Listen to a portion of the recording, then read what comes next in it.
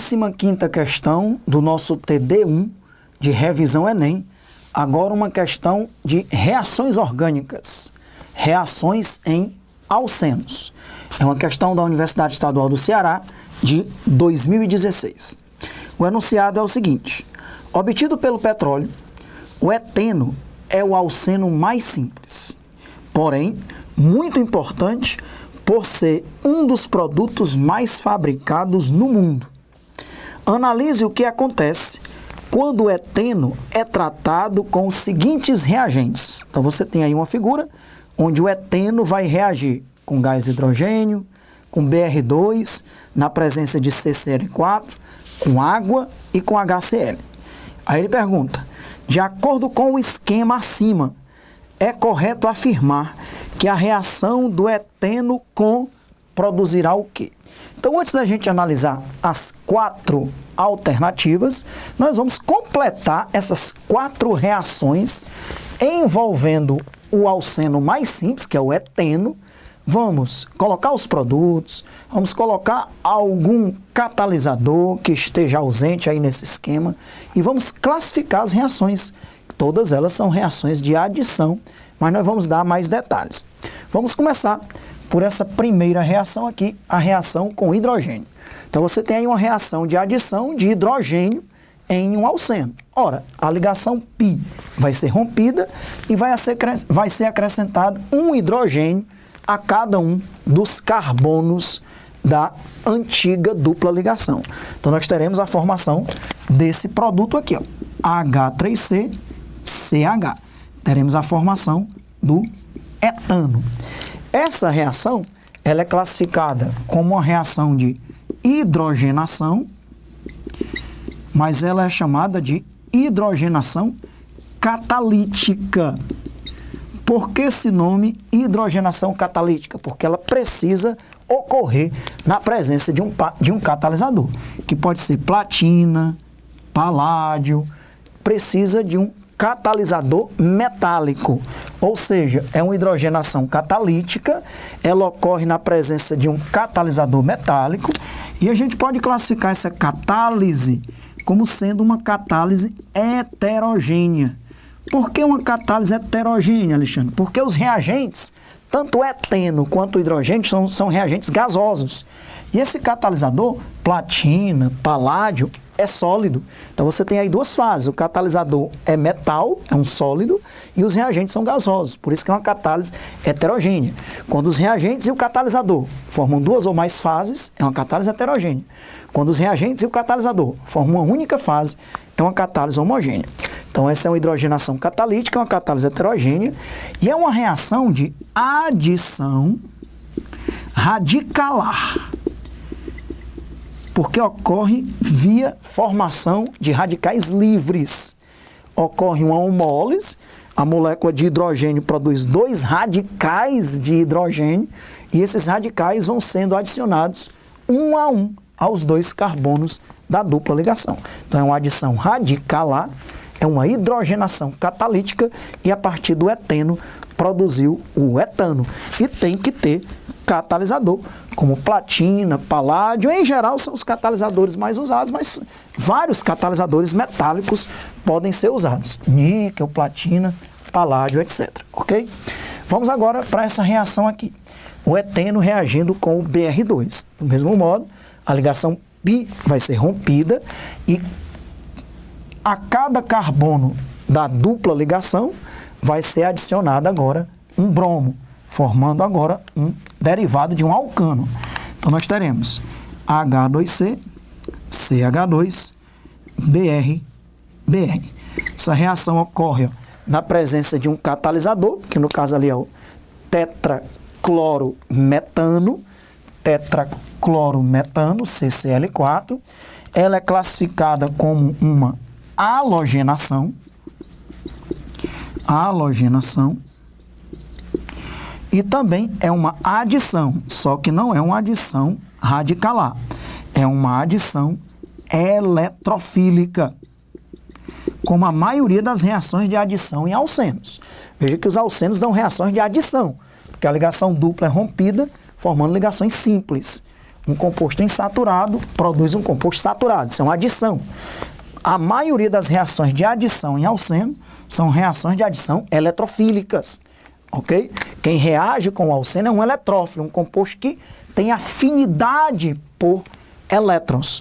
Um alceno é um composto que é rico em elétrons. A dupla ligação, ela tem uma alta densidade eletrônica, por isso que as adições são eletrofílicas, com exceção da hidrogenação, que é uma adição radicalar. Ok? Já completamos aí a segunda reação. Vamos dar o nome, né? Já que a gente está colocando também o nome de cada produto. Aqui é o 1,2 dibromo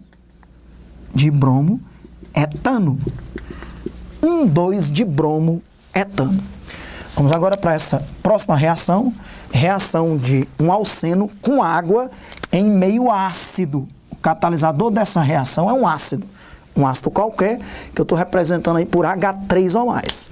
Quebra-se a ligação π e água, eu costumo dizer que na verdade você tem que olhar para a água como sendo HOH.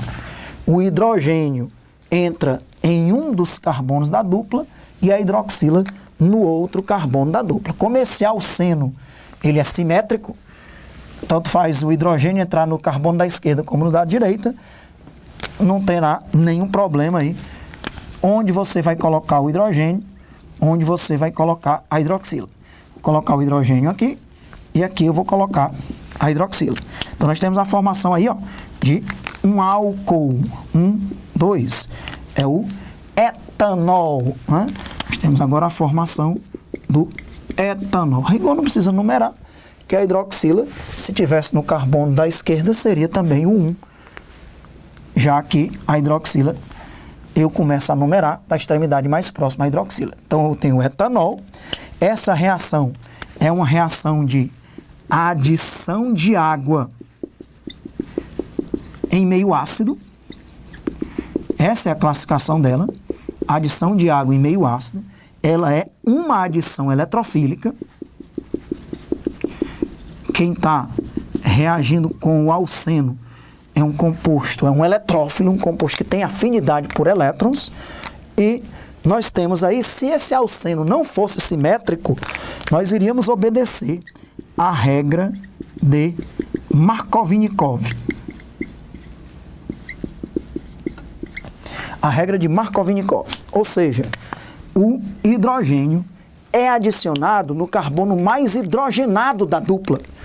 Se esse alceno não fosse simétrico, tivesse diferença onde eu iria colocar o hidrogênio, onde eu iria colocar a hidroxila, quando o alceno não for simétrico, siga a regra de Markovnikov, adicione o hidrogênio no carbono mais hidrogenado da dupla ligação.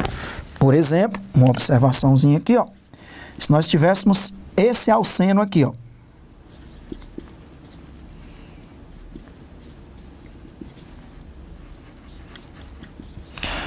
observe, de que lado entraria o hidrogênio, de que lado entraria o oxigênio. O hidrogênio, ele seria acrescentado aqui, ó, no carbono mais hidrogenado da dupla. E a hidroxila seria acrescentada aqui, no carbono menos hidrogenado da dupla. Existe uma explicação para a regra de Markovnikov, quando a gente mostra o mecanismo dessas reações, e aí esse é o diferencial do nosso curso.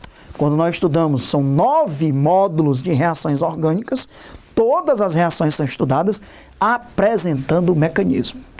Essas reações de adição eletrofílica, como a adição de água em meio ácido, elas todas seguem a regra de Markovnikov. Quando o hidrogênio é adicionado, ó, no carbono mais hidrogenado, a ligação π se quebra e o hidrogênio é adicionado aqui, forma-se um carbocátion. Esse carbono aqui, ó, só fica com 3 ligações. Na primeira etapa entra logo o hidrogênio. Quando forma um carbocátion, é um carbocátion terciário. Se o hidrogênio entrasse aqui, onde eu estou apontando a hidroxila, formaria um carbocátion, que era um carbocátion primário. Carbocátion terciário, porque a carga positiva ficaria no carbono terciário.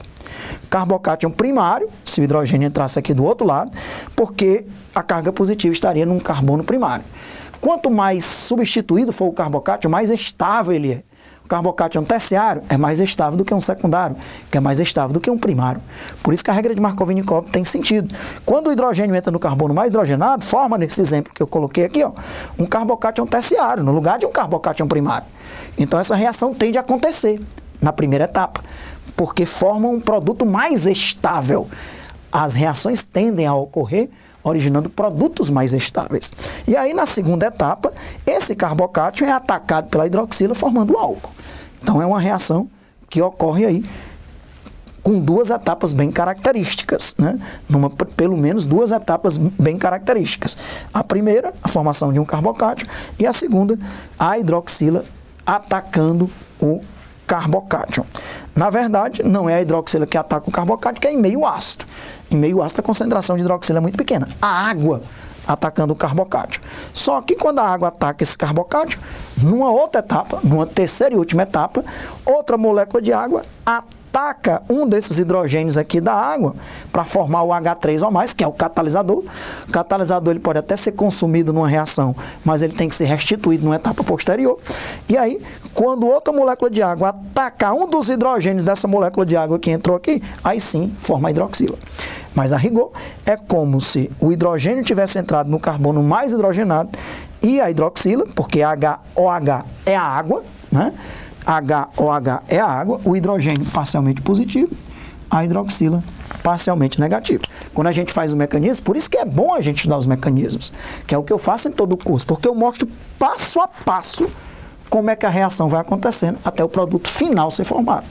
Numa reação como essa, a gente mostra o mecanismo em 3 etapas, ok?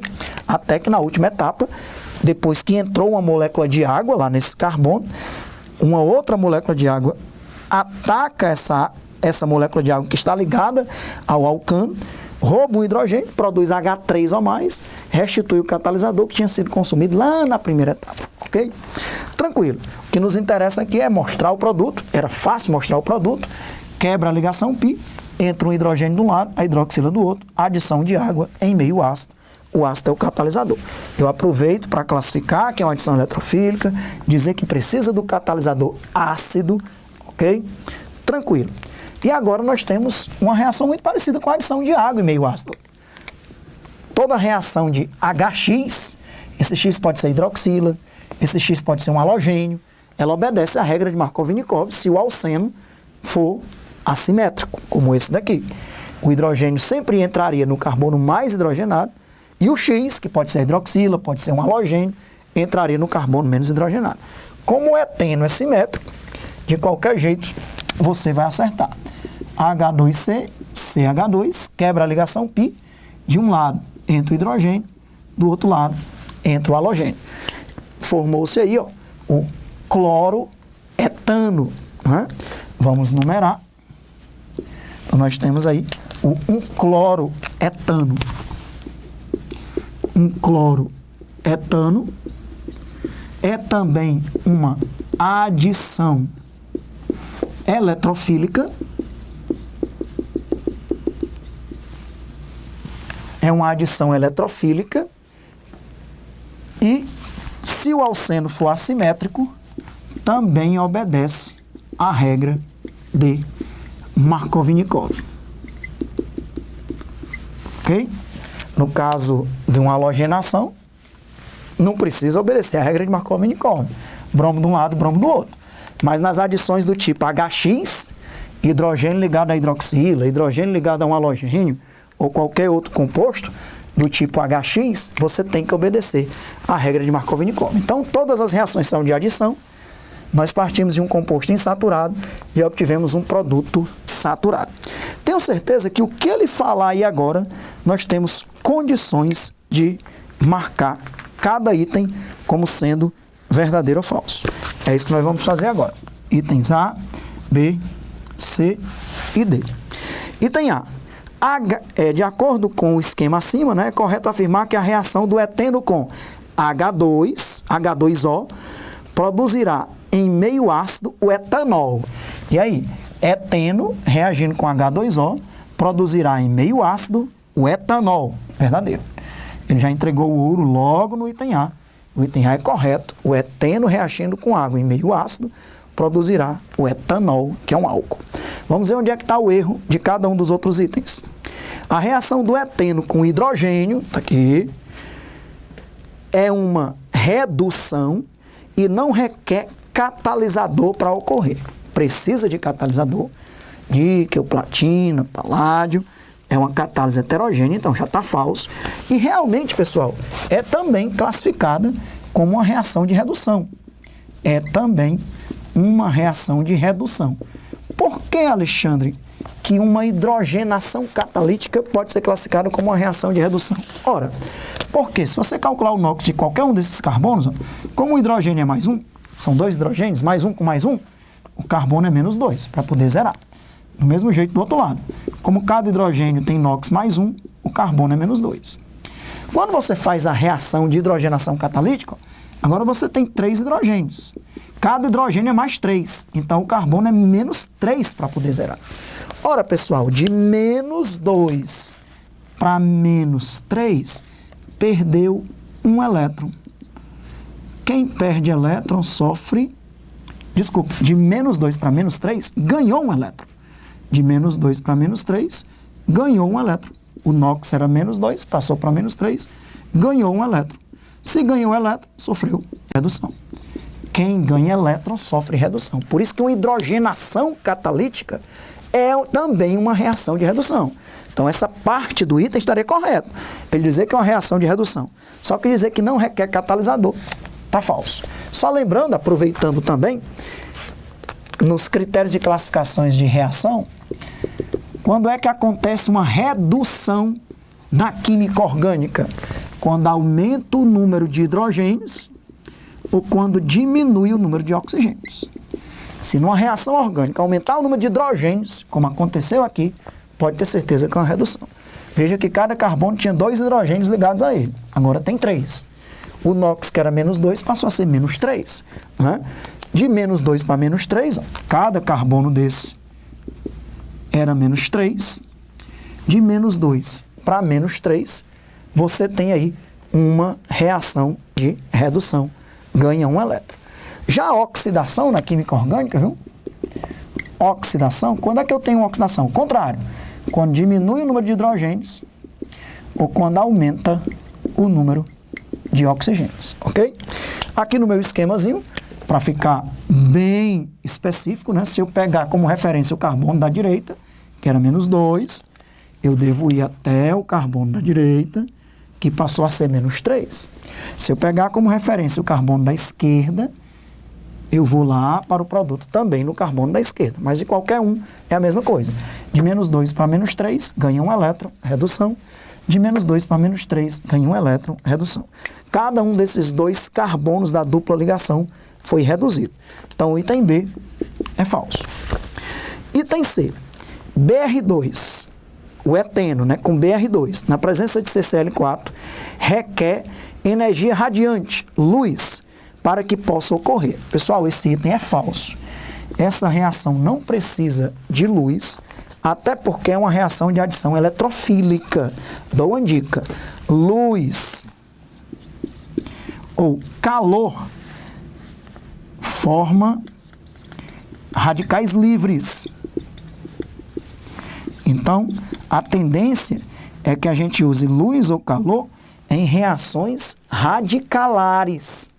Em muitas reações radicalares, você usa luz ou calor. Nesse caso aí, é uma reação de adição eletrofílica. Não tem formação de radicais livres. Então está falso. Não precisa de luz ou calor.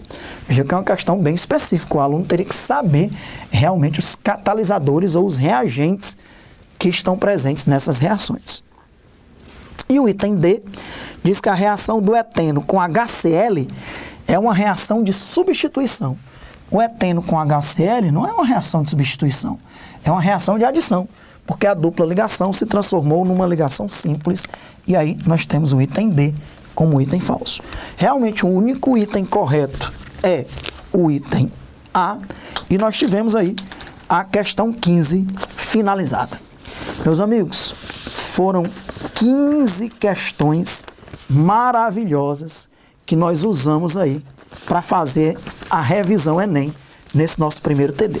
Separação de misturas, coeficiente de salubridade, propriedades periódicas, misturas gasosas, radioatividade, balanceamento por oxirredução, cálculo estequiométrico, titulação, propriedades coligativas, pressão osmótica, osmometria, termoquímica envolvendo energia de ligação, pH com diluição, eletroquímica, pilhas, eletroquímica, eletrólise, estereoisomeria, isomeria cis-trans e agora reações orgânicas, reações de adição em alcenos.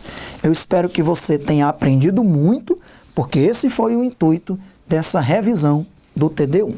Nos vemos em breve. Um grande abraço. A gente se vê. Tchau, bons estudos, boa preparação para a prova. É para isso que nós estamos juntos. Valeu!